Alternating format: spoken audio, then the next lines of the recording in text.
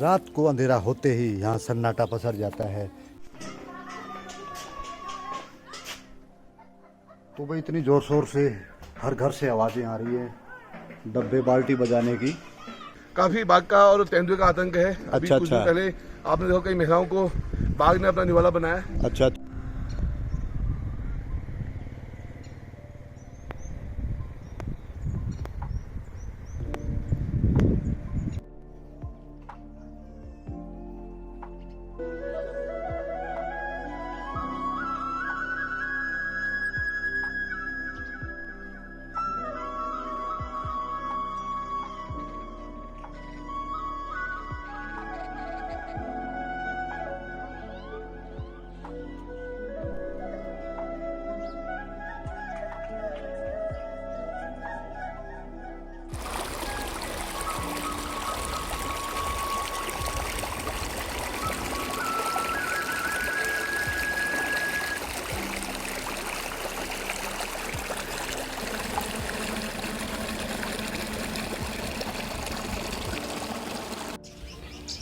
और सुबह सुबह बगीचे में बहुत सारी चिड़िया आई हैं। कितना शोर मचा रही है,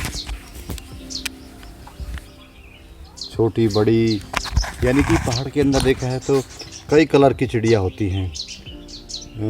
कम से कम सैकड़ों कलर की चिड़िया होंगी जो हमने कभी देखी नहीं। और यहाँ बगीचे में हमारे यहाँ रंग बिरंगी चिड़िया।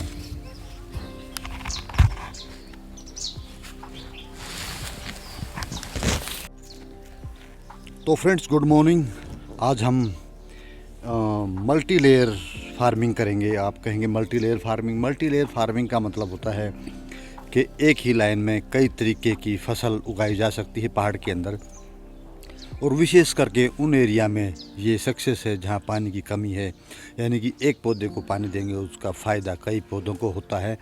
तो हम आज मल्टी फार्मिंग करेंगे, यानी कि सेब के पौधे के नीचे हम लगाएंगे आज प्याज लहसुन। उसका रिज़ल्ट भी दिखाऊंगा जो मैंने लहसुन लगाया हुआ है।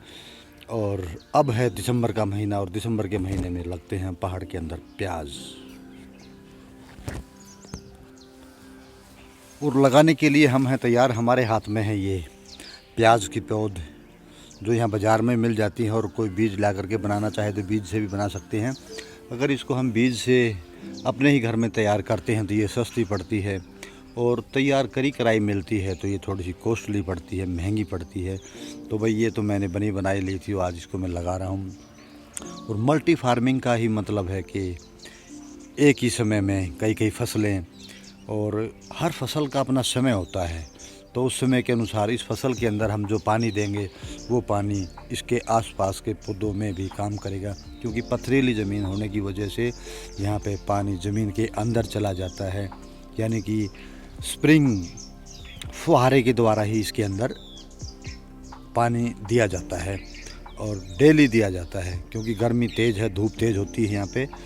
और कम पानी में ज़्यादा उपज पैदा कर सकते हैं अगर हम मल्टी फार्मिंग करते हैं तो पहाड़ के अंदर। चलिए चलते हैं, अब काम करते हैं। और करने के लिए पहाड़ में ये हथियार होता है, ये इसे हम खुदाई करेंगे। इससे हम प्याज की पौध लगाते हैं पहाड़ के अंदर। पथरीली ज़मीन में ये औजार कामयाब है।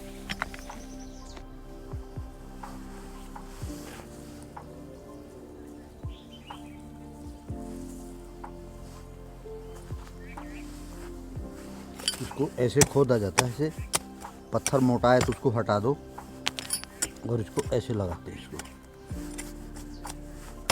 और यहाँ पे फिर एक दिन इनका रिज़ल्ट इतना बढ़िया आने वाला है, यानी कि ऑर्गेनिक प्याज आपको खाने को मिलेगी। और जिस तरीके से हम फार्मिंग कर रहे हैं पहाड़ के अंदर, उससे ये बेनिफिट होगा कि आप कम समय में ज़्यादा फसल ले सकते हैं और एक दूसरे की फसल को डिस्टर्ब करे बगैर। और ये देखिए मैं दिखा देता हूँ, ये सेब का पौधा है। ये सेब का पौधा है ये। और सेब के पौधे के नीचे ये देखो ये कितना बड़ा पौधा है सेब का। और सेब के टाइम पे इसमें सेब लगेंगे। और अब लग रहा है यहाँ पे ये लहसुन, ये पूरे में लहसुन है ये। और इसी तरीके से हमने यहाँ पे लगाई है प्याज, ये देखिए। बहुत बड़ी है। चल के गोभी के ही खाते हैं क्योंकि सब्जी तो फिर रोज ही खाते हैं, आज पराठे खा लेते।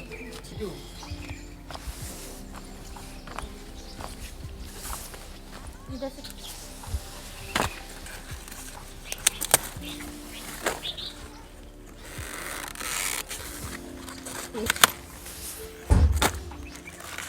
वाह, कितना बड़ा गोभी का फूल, ओ माय गॉड। कम से कम 1.5 किलो का तो होगा ही होगा। 2 किलो का। 2 किलो का, 2 किलो का है भाई। इसकी तो लगता है सब्जी और पराठे दोनों ही बन जाएंगे। सब्जी और पराठे दोनों बन जाएंगे। इतना बड़ा है तो।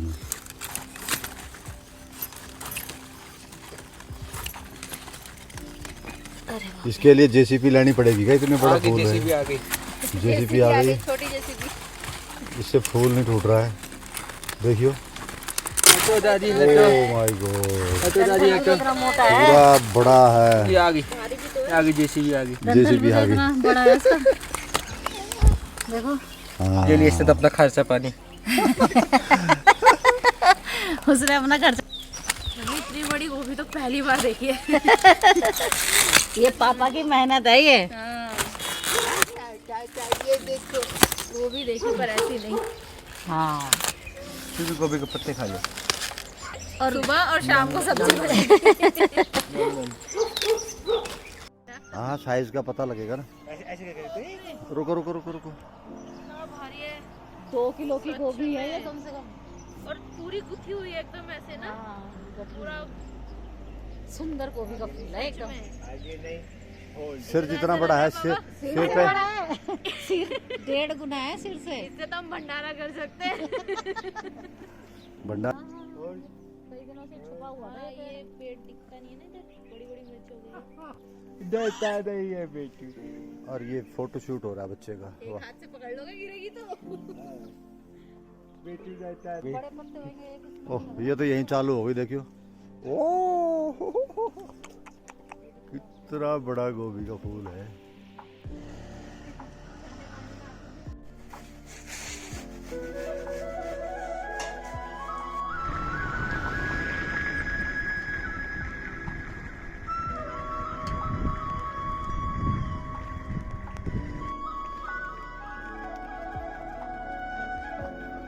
पहाड़ के अंदर सुबह सुबह एक्सरसाइज हो रही है और युवाओं को यहाँ से एक नया संदेश दिया जा रहा है। और इस संदेश में यहाँ के सामाजिक कार्यकर्ता दिनेश बिष्ट जी, और ये देखो ये कितने जोर शोर से उछल रहा है, ये फौजी भाई है और फौज में सेवा दी और उसके बाद समाज में सेवा दे रही है। देखो जोर शोर से सुबह सुबह एक्सरसाइज, यानी कि पहाड़ के अंदर कुछ लोग तो नशे में जा रहे हैं और उस नशे में जाने वाले लोगों को ये दे रहे हैं यहाँ से संदेश कि जीवन है, स्वस्थ है तो जीवन है, नहीं तो वो जीवन नहीं कह सकते उसको।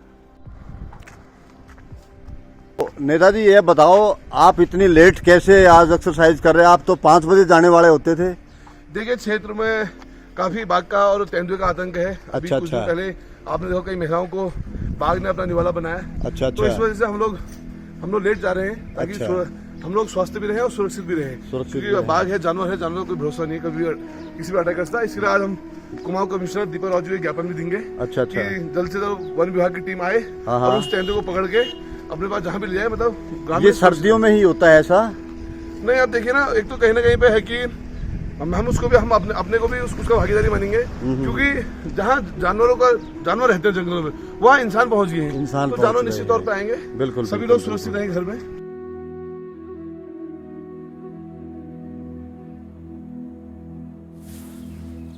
तो फ्रेंड्स, पहाड़ के अंदर ऑर्गेनिक सब्जी और खेती के लिए तो अच्छी जगह है और फार्मिंग के लिए, फ्रूट्स के बगीचे के लिए भी जगह अच्छी है।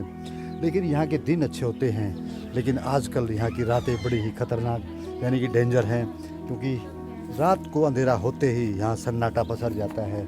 क्योंकि इस एरिया में रोज़ बाघ की आवाज़ें, बाघ आता है और कई जगह पर तो उसने हमला भी किया है।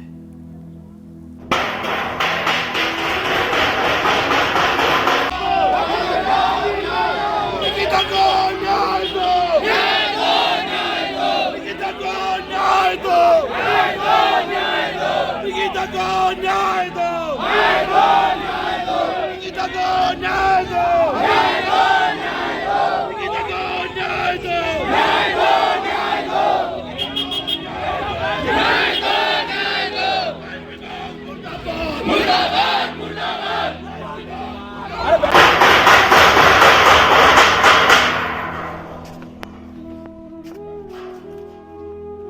तो भाई जब बाघ आता है तो ऐसे ही हर घर से आवाज़ें, जिसके पास बम होता है बम चलाता है, नहीं तो डब्बे बाल्टी बजा करके भी सूचना देते हैं कि आसपास में बाघ आया है।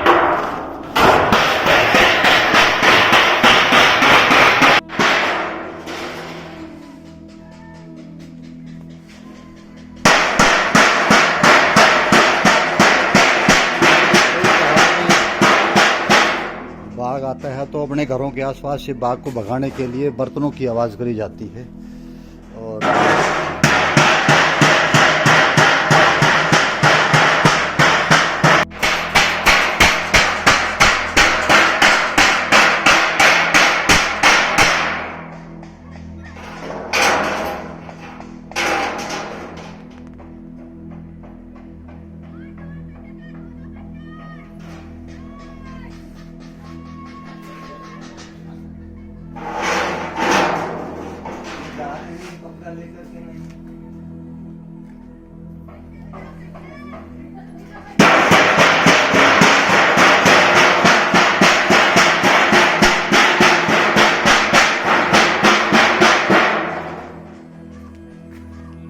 तो भी बाघ आया है और बाघ को भगाने के लिए हर घर से बर्तन डब्बे बाल्टी बजा एक दूसरे को सूचना सावधान हो जाए।